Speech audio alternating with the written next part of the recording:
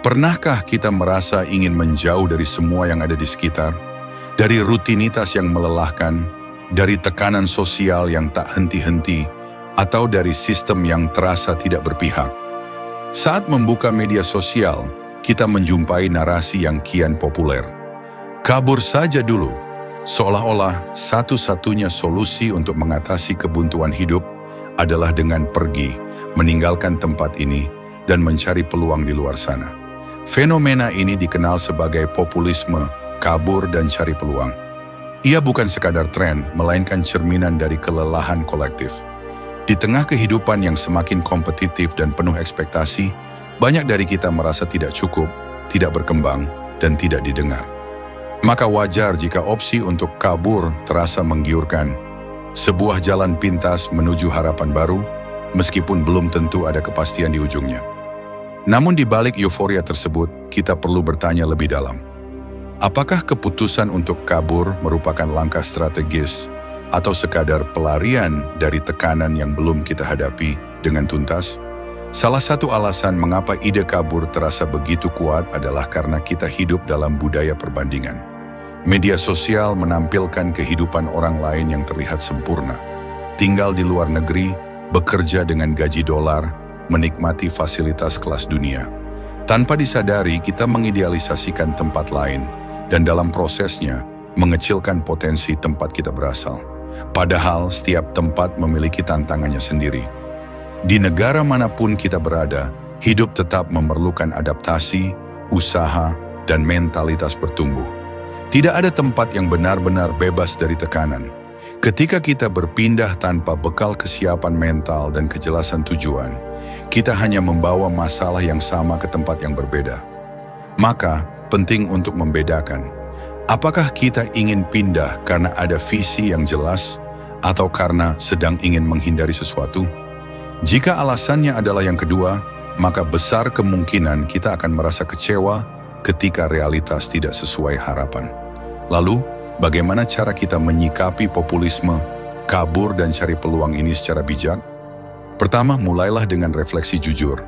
Apa yang sebenarnya sedang kita cari? Apakah kita sudah mencoba segala upaya di tempat kita sekarang? Apakah kita sudah mengembangkan diri, membangun jaringan, dan menghadapi tantangan dengan penuh tanggung jawab?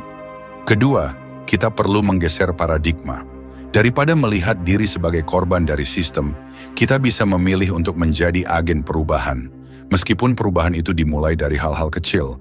Di tengah sistem yang tidak sempurna, ada ruang untuk kontribusi.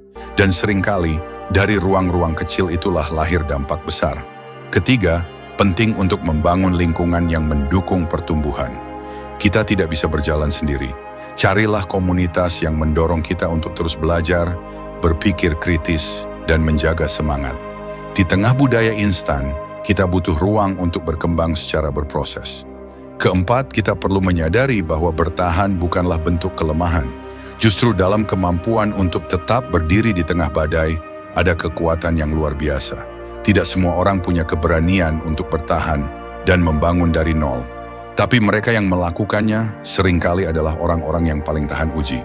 Kelima, mari kita mulai melihat keberhasilan bukan dari seberapa jauh kita pergi, tetapi dari seberapa dalam kita memahami diri sendiri, dan seberapa besar dampak yang kita hasilkan dimanapun kita berada.